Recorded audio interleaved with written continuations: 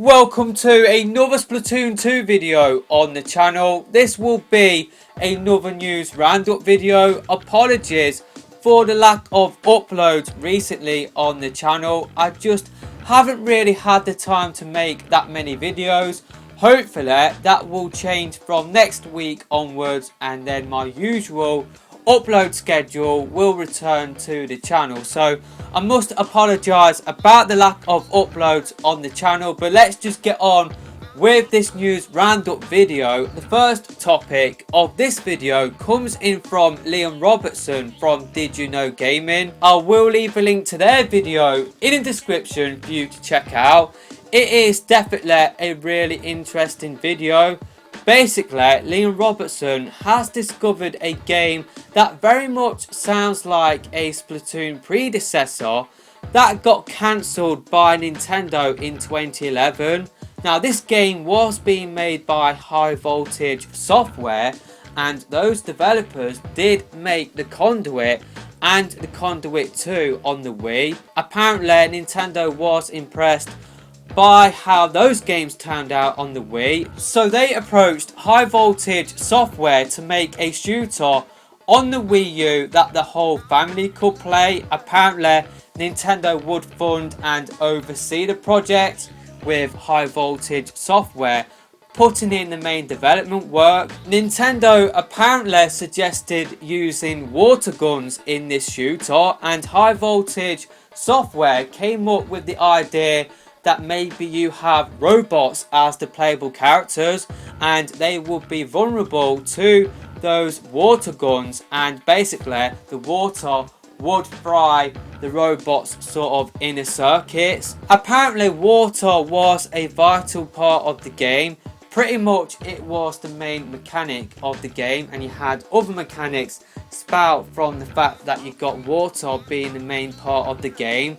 That sort of sounds a little bit like Splatoon, how you got ink and how that is like the fundamental part of the game. Without ink in Splatoon, you can't really do some of the other mechanics that are in the game.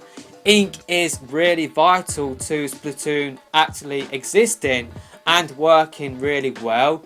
Now, this project by High Voltage Software got cancelled in 2011 by Nintendo just because there was a leak that Nintendo and High Voltage Software were working together. So Nintendo decided to pull the plug on the project, and we never got this robot sort of Splatoon predecessor. Now, in 2011, a lot of the team that did go on to make Splatoon did work on New Super Mario Bros. U and New Super Luigi U for the Wii U, and a lot of the Splatoon dev team were working on the Animal Crossing Plaza as well. I can remember hearing that information when Splatoon did come out on the Wii U in 2015.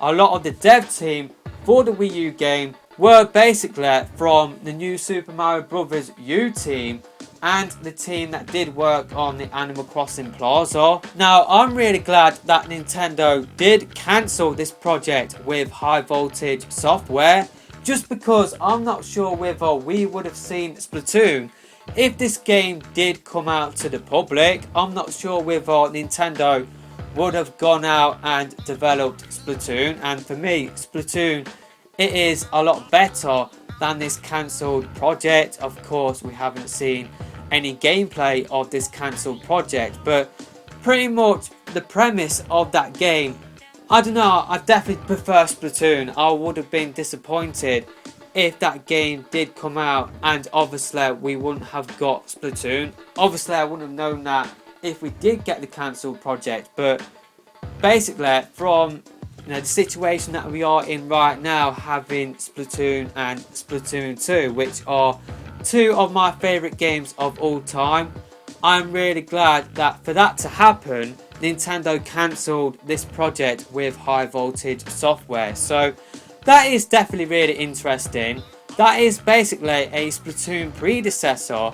Basically, Splatoon's foundations were sort of with this High Voltage project, how you got water guns and water being a fundamental part of the game, similar to how ink is the fundamental part of Splatoon. So yeah, I'm really glad that the project with high voltage software, yes, the Conduit and the Conduit 2, they were really fun games, but Splatoon is a much better game. I'm really glad that Nintendo went in-house and they got their inner development teams to work on a family-friendly shooter, and it meant that we got Splatoon as a result of it. I'm not sure whether we would have got 2 family-friendly shooters. I'm not sure whether Nintendo would have got the dev teams from New Super Mario Bros. U and that Animal Crossing Plaza.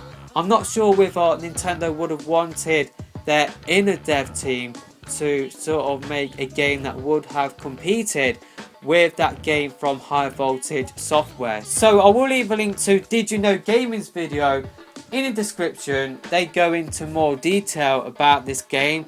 I definitely did find that information really interesting, and that's why I wanted to talk about it in this video. Like what I said, I'm really glad that as a result of this cancelled project we got Splatoon. So yeah, it's just kind of interesting to think about that we might not have got Splatoon if this cancelled project made it to like production, like made it through development and made its way to the public. Like what I said, I'm not sure whether Nintendo would have wanted 2 family-friendly shooters to compete against each other.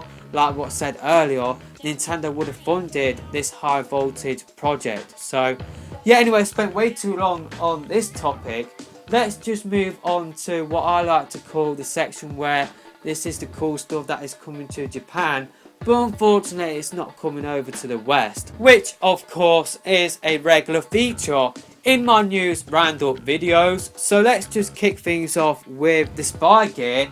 It has now finally come out for Japanese users, and we do have some screenshots of what the spy gear does look in the game, and yeah, it looks really cool, and I really want it to come to the West, but I just know that there is just zero chance of that happening, just because we had the Emperor gear come out for Japanese users, and unfortunately that hasn't come out to the West. I'm hoping that Splatoon fans in the West will get exclusive skins as well. I think that would be really cool to see.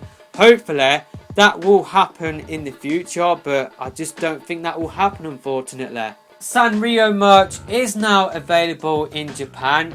The Japanese company Airex will be releasing Switch dock covers. I haven't really seen this before. It is a really cool concept. They are releasing 2 Splatoon 2 Switch dock covers, and they will be coming out in Japan only on the 30th of November. I'm not sure whether it will be available on sites like Play Asia so that people in the West can import it, but yeah, those Switch covers, they definitely do look really cool. I will definitely buy one of them. I think that would be really cool, just to, you know, sort of jazz up my Switch sort of dock at this moment in time.